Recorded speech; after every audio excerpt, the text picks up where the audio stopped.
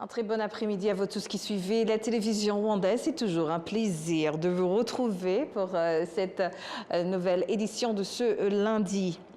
Le ministre de la Défense, Juvenal Malizamunda, a déclaré qu'une coopération conjointe est indispensable pour lutter contre le terrorisme, la cybercriminalité et la criminalité transnationale en pleine expansion en Afrique. Il l'a réaffirmé ce lundi lors de l'ouverture à Kigali de la 19e réunion des directeurs des académies militaires africaines. Le point avec Patrick Nilidandi.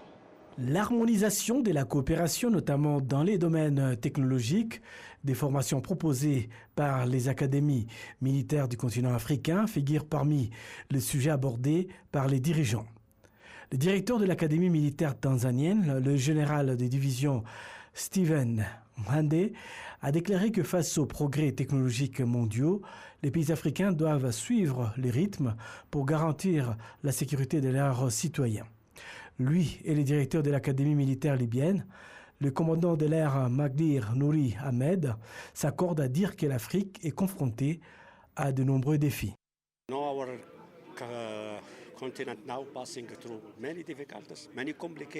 Notre continent traverse actuellement une période difficile.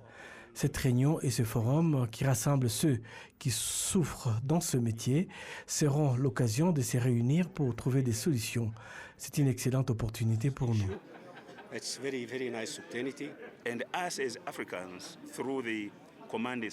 En tant qu'Africains, et notamment grâce à des écoles militaires, nous ne devons pas être laissés pour compte. C'est pourquoi nous proposons des formations technologiques. Nous devons accélérer notre développement en intégrant la technologie dans la formation et les opérations militaires et de sécurité.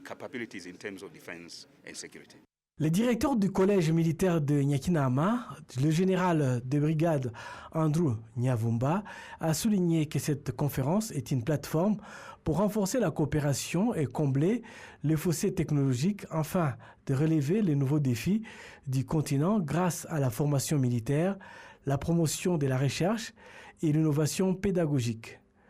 Le ministre de la Défense, Juvenal Malizamunda, a déclaré que cette conférence offrait l'opportunité de collaborer pour lutter contre la recrudescence de la criminalité, notamment le terrorisme, la cybercriminalité et les crimes transfrontaliers. Les défis auxquels l'Afrique est confrontée sont multiples. Terrorisme, cyberattaques, migration, criminalité transnationale et changement climatique. Relever ces défis exige des soldats dotés des compétences modernes et capables d'utiliser les technologies dans l'exercice de leurs fonctions. C'est essentiel pour le développement du professionnalisme militaire au XXIe siècle. La conférence a réuni les directeurs des académies militaires africaines, des membres du comité de paix et de sécurité de l'Union africaine, des experts militaires, des partenaires militaires et des experts régionaux en sécurité venus de 23 pays. Et dans le district de Gachienye, plusieurs agriculteurs se disent vraiment déçus. Certains agriculteurs qu'ils cultivent dans la vallée de Nyarutovu, située dans le secteur de Mugunga, demandent une aide pour résoudre le problème d'insectes qu'ils accusent de détruire leur culture alors qu'elles sont encore dans le sol, ce qui réduit considérablement leur rendement. Ces insectes que les agriculteurs appellent Oduhuha, d'autres les surnomment Mokondo ou Inyana, s'attaquent aux semences sous terre, empêchant la germination et même lorsque les plantes parviennent à sortir, elles ne se développent pas normalement. Selon les agriculteurs, ce phénomène a commencé à apparaître il y a environ 2 ans dans quelques parcelles de la vallée de Nyarutovu, mais il se serait aujourd'hui largement propagé. Ils disent avoir besoin d'un soutien technique pour comprendre comment lutter efficacement contre ces ravageurs. Malgré ces difficultés, lorsqu'on observe la vallée, on remarque que certains exploitants disposent tout de même de champs de maïs prometteurs, comme celui de Ndagijima Dieudonné, qui a affirmé que ce n'est pas parce que ces insectes ne l'ont pas affecté, mais parce que ils lui ont causé une perte une fois, mais ce qui l'a poussé à chercher lui-même une solution. De son côté, le responsable de l'agriculture au sein du secteur de Mugunga, Sengeyoumva Gracien, a indiqué que dans l'attente des conclusions des recherches menées par RAB, les mesures provisoires ont déjà été mises en place. Ce dernier a précisé que sur les 36 hectares que compte la vallée de Nyarutovu, environ 16 sont fortement infestés par ces insectes. En plus de ce ravageur des semences, les agriculteurs évoquent également la présence de la chenille légionnaire ou encore Inhongwa. Mais celle-ci, ils auraient déjà trouvé des méthodes efficaces pour lutter contre la destruction. Les acteurs du secteur touristique rwandais affirment que les récompenses internationales que le pays continue de recevoir sont le fruit d'investissements importants dans les infrastructures touristiques, un facteur clé pour attirer des voyageurs du monde entier de plus en plus curieux de découvrir le Rwanda. Les précisions avec Patrick Nyelidadi.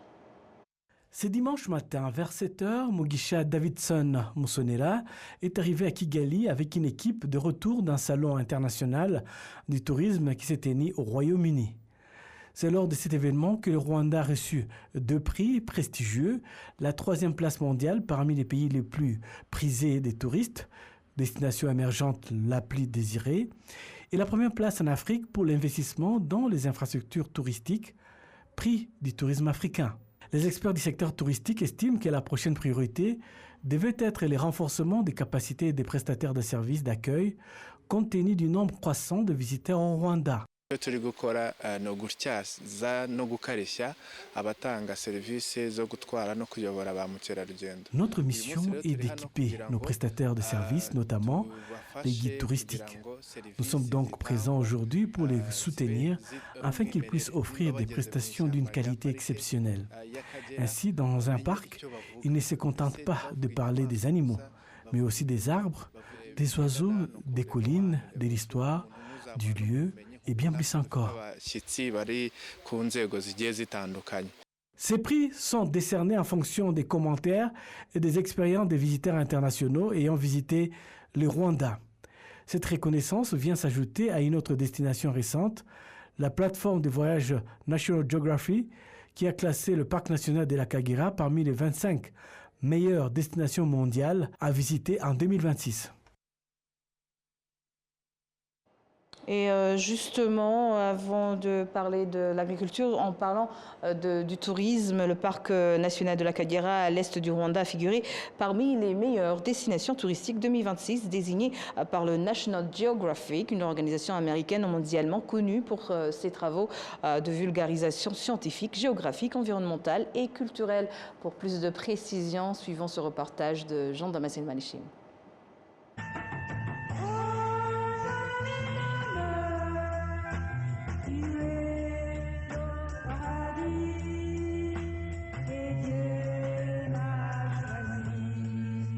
Le parc national de la Kagera est situé à l'est du Rwanda, à la frontière avec la Tanzanie. Le parc tire son nom de la rivière Akagera qui longe sa frontière orientale et de son réseau de lacs, notamment le lac Yema et de marais papyrus.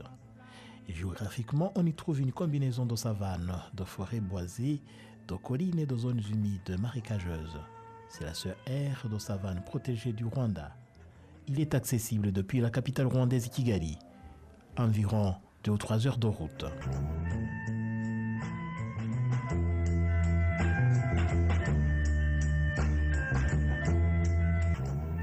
Le parc a été officiellement créé en 1934 sous l'administration belge, dans le cadre des efforts de conservation coloniale.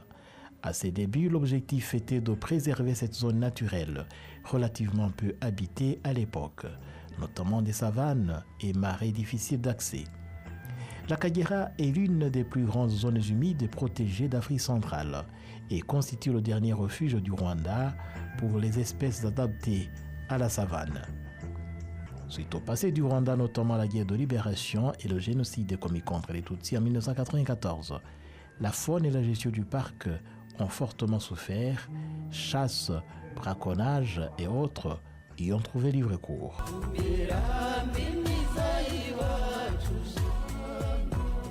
En 2010, le gouvernement du Rwanda a invité African Pax à s'associer à l'Agence rwandaise de développement pour la gestion du parc afin de soutenir les efforts de conservation et de faire du tourisme un moteur de développement économique.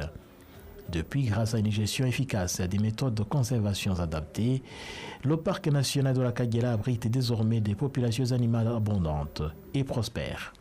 La surveillance et la recherche se poursuivent pour approfondir la compréhension des efforts de conservation, tandis que des études, notamment sur les amphibiens et les reptiles, ont permis d'ajouter de nouvelles espèces au registre du parc. Près de 500 espèces d'oiseaux y ont également été recensées, faisant de la Kagera un site ornithologique majeur. Ce partenariat de gestion lancé entre le Rwanda et l'African Pax, l'organisation de conservation panafricaine, a porté des fruits. Plusieurs espèces clés ont été réintroduites. Les lions en 2015, les rhinocéros noirs orientaux en 2017, puis les rhinocéros blancs en 2021. Et en 2025 encore, une grande translocation de 70 rhinocéros blancs. Pour le moment, cette réserve naturelle de l'Est du Rwanda compte 68 lions et environ 150 rhinocéros. Outre son rôle de sanctuaire pour la faune, le parc soutient de plus en plus les initiatives génératrices de revenus au profit des communautés locales, stimulant ainsi le développement économique et illustrant des avantages d'une économie fondée sur la conservation. Chaque année, plus de 18 000 membres de communautés participent à des réunions pour discuter des questions de conservation et de conflits hommes et faune, tandis que plus de 2000 élèves bénéficient des programmes d'éducation environnementale. Le tourisme de la Kagera est devenu une source majeure de revenus, représentant 97% du revenu annuel total du parc en 2024, dont 45% des visiteurs sont des Rwandais. Ces recettes réinvesties directement dans le parc stimulent davantage l'économie locale par la création d'emplois et d'autres projets de développement durable. De plus, 10% des revenus du parc sont affectés au programme national de partage de revenus du Rwanda qui soutient le développement communautaire à travers des projets tels que des écoles, des centres de santé, des coopératives et autres.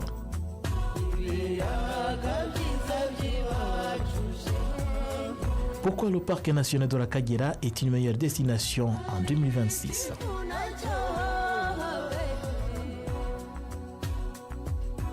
Le parc national de la Kagera a été choisi parce qu'il combine une nature riche et variée, une restauration écologique exemplaire, une expérience safari authentique, moins surchargée, un bon potentiel de développement touristique et un engagement sérieux envers le tourisme responsable, un ensemble qui correspond aux critères retenus par le National Geographic. Nature exceptionnelle et une biodiversité marquante. Le parc national de la Kagera abrite les Big Five, qui sont le lion, l'éléphant, le buffle, le léopard et le rhinocéros.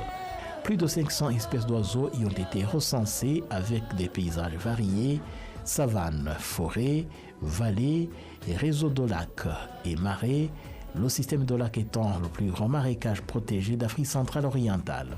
Le fait que la nature soit réelle, bien restaurée et moins enchaînée à un tourisme de masse ajoute à l'authenticité. Récupération écologique et conservation réussie.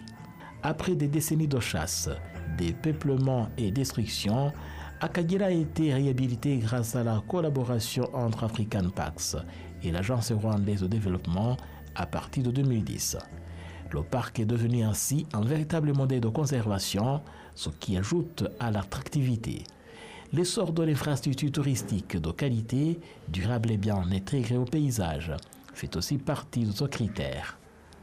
Expérience touristique unique et moins fréquentée. Akagera est décrit comme une alternative sans foule aux grands parcs africains classiques. Entre 50 et 55 000 visiteurs par an sont recensés contre des centaines de milliers dans d'autres réserves. Le fait de pouvoir faire safari, balade en bateau, observation d'oiseaux, balade de nuit, montgolfière, etc. contribue à l'expérience différente du parc national de la Kagera. Accessibilité et avenir prometteur. Le parc national de la Kagera devient très accessible depuis la capitale rwandaise Kigali, car il faut entre 2 et 3 heures de route pour y accéder. L'infrastructure touristique se développe davantage. Des nouveaux lodges, hébergements de haute gamme, l'écotourisme et autres. Être désigné meilleure destination en 2026 ouvre en effet, train de développement, un critère que National Geographic semble valoriser. Un savant équilibre entre nature, tourisme responsable et communauté. La gestion du parc met en avant des principes de tourisme durable, des bénéficiaires locaux, communauté et emploi, et une conservation qui tient compte de l'humain. Par exemple, 10% des revenus touristiques sont alloués aux communautés environnantes à travers le programme communément appelé partage de revenus, revenue sharing. Le parc propose une expérience qui n'est pas uniquement prélevée, mais à prendre, respecter, et ce qui correspond à l'orientation actuelle du tourisme de qualité.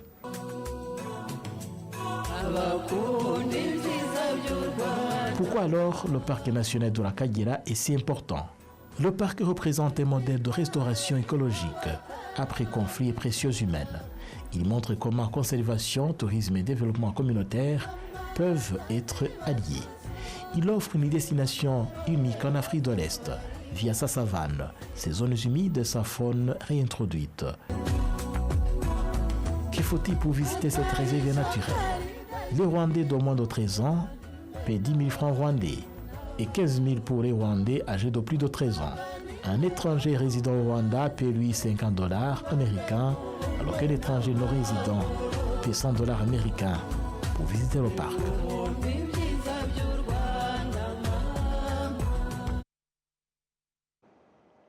Et tout de suite, parlons de littérature. L'écrivain et historien Antoine Mudesela, qui cumule plus de 40 années d'expérience dans la recherche et l'écriture, a été honoré du plus prestigieux prix du meilleur écrivain de tous les temps. C'est pour la deuxième année consécutive que l'initiative Radiate décerne des prix aux auteurs d'ouvrages dans différentes catégories.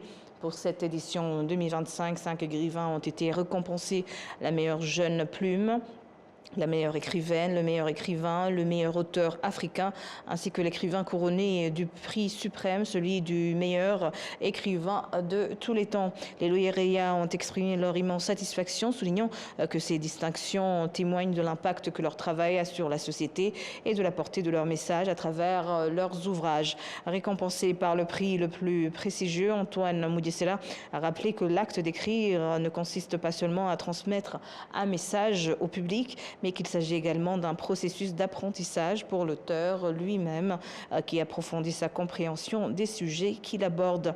Françoise Touichime, cofondatrice de Radiate, a expliqué que l'idée de créer ces distinctions est née de la volonté de promouvoir la culture rwandaise et de la lecture et de l'écriture et d'encourager les auteurs à valoriser leurs talents. De son côté, Rose Baguma, directrice de la politique éducative au ministère de l'Éducation, a estimé que récompenser les écrivains contribue grandement à cultiver chez les jeunes l'amour de la lecture et de l'écriture tout en renforçant la qualité de l'éducation. L'an dernier, en 2024, 3 auteurs avaient été distingués pour leur ouvrage portant sur l'histoire du Rwanda, la culture rwandaise et la mémoire du génocide perpétré contre les Tutsis.